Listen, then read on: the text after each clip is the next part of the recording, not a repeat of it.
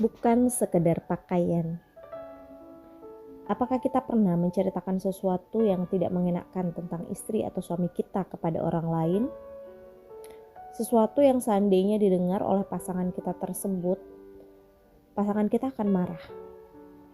Pastilah itu yang kita sebut adalah kekurangan yang terdapat pada pasangan kita. Karena jelas, ketika itu bukan suatu kekurangan, otomatis pasangan kita tidak akan marah, ya kan? Allah memberikan perumpamaan yang sangat sederhana untuk kita mengerti tentang hakikat hubungan antara suami dan istri. Suami istri layaknya sebuah pakaian satu terhadap yang lainnya. Suami adalah pakaian untuk sang istri, begitu pula sebaliknya. Istri adalah pakaian untuk suami. Allah sudah tegaskan ini dalam surah Al-Baqarah ayat 187. Dihalalkan bagi kamu pada malam hari bulan puasa bercampur dengan istri-istri kamu. Mereka adalah pakaian bagimu dan kamu pun adalah pakaian bagi mereka. Allah mengetahui bahwasanya kamu tidak dapat menahan nafsumu. Karena itu Allah mengampuni kamu dan memberi maaf kepadamu. Maka sekarang campurilah mereka dan ikutilah apa yang telah ditetapkan Allah untukmu.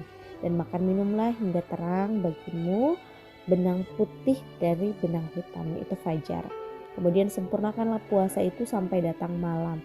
Tetapi janganlah kamu campuri mereka itu. Sedang kamu beriktikaf dalam masjid, itulah larangan Allah. Maka janganlah kamu mendekatinya. Demikian Allah menerangkan ayat-ayatnya kepada manusia supaya mereka bertakwa. Quran Surah Al-Baqarah ayat 187. Lalu apa gunanya pakaian yang kita pakai? Dalam surah Al-A'raf ayat 26 dikatakan, "Hai anak Adam, sesungguhnya kami telah menurunkan kepadamu pakaian untuk menutup auratmu dan pakaian indah untuk perhiasan, dan pakaian takwa itulah yang paling baik." Yang demikian itu adalah sebagian dari tanda-tanda kekuasaan Allah. Mudah-mudahan mereka selalu ingat. Quran surah Al-A'raf ayat 26. Secara fisik, pakaian yang kita pakai memberikan beberapa fungsi buat tubuh kita, yaitu untuk menutup aurat, menjadikan penampilan kita tentunya lebih menarik dan indah, serta melindungi kita dari paparan udara luar yang secara langsung mengenai tubuh kita, baik itu cuaca yang panas ataupun cuaca yang dingin. Kalau kita dan pasangan kita diibaratkan pakaian oleh Allah Subhanahu wa taala, lantas pertanyaan besar buat kita berikutnya adalah, apakah semua fungsi itu sudah kita lakukan terhadap pasangan kita? Apakah sebagai suami ataupun sebagai seorang istri kita sudah berupaya menutupi berbagai cacat atau kekurangan pasangan kita terhadap orang lain? Atau apakah kita sudah menjadi sosok pasangan? Kita sudah menjadi sesuatu yang indah di mata pasangan kita atau di mata orang lain? Atau apakah kita sudah memfungsikan diri kita sebagai pelindung bagi pasangan kita? Aisyah radhiyallahu anha bertutur, Nabi SAW jika menyebut tentang Khadijah, maka ia pun memujinya dengan pujian yang sangat indah. Maka pada suatu hari aku pun cemburu, maka aku berkata, terlalu sering engkau menyebut-nyebutnya, ia seorang wanita yang sudah tua. Allah telah menggantikannya buatmu dengan wanita yang lebih baik darinya. Maka Nabi berkata, Allah tidak menggantikannya dengan seorang wanita pun yang lebih baik darinya. Ia telah berfirman kepadaku tatkala orang-orang kafir datang kepadaku. Ia telah membenarkan aku tatkala orang-orang mendustakan aku. Ia telah membantuku dengan hartanya tatkala orang-orang menahan hartanya tidak membantuku.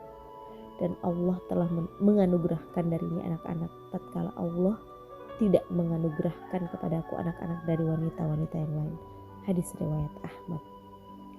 Dari penuturan Ummul Mukminin Aisyah radhiyallahu anha tersebut, kira-kira apa yang kita rasakan sebagai seorang wanita? Sebuah sikap yang luar biasa dari suami terbaik di semesta alam ini. Bahkan ketika Khadijah sudah tidak lagi hadir dalam kehidupan Rasulullah Shallallahu Alaihi Wasallam, kita bisa merasakan begitu dalamnya cinta Rasul kepada Khadijah. Seolah kita pun bisa merasakan keindahan diri seorang Khadijah lahir dalam ucapan itu. Betapa semua fungsi pakaian yang Allah sebutkan hadir dalam diri Rasulullah Shallallahu Alaihi Wasallam terhadap Khadijah, begitu pula sebaliknya. Padahal Aisyah pun istri yang sangat dicintai Rasulullah Shallallahu Alaihi Wasallam. Bukankah Rasul bisa saja mengiyakan ucapan Aisyah untuk sekedar mengembirakan hatinya? Tapi tidak, karena Khadijah adalah pakaian terindah dan terbaik yang pernah Rasulullah Shallallahu Alaihi Wasallam miliki.